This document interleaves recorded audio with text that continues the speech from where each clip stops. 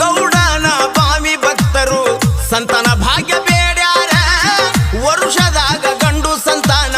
ಶರಣರು ನೀಡ್ಯಾರ ಕಂಕನ ಭಾಗ್ಯ ನೀಡುವಂತ ಶಕ್ತಿವಂತ ಶರಣರ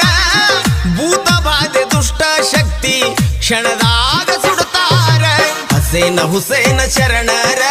ಜೋಡಿಲಿ ಅಣ್ಣ ತಮ್ಮಾರ ಹಸೇನ ಹುಸೇನ ಶರಣರ ಜೋಡಿಲಿ ಅಣ್ಣ ತಮ್ಮಾರ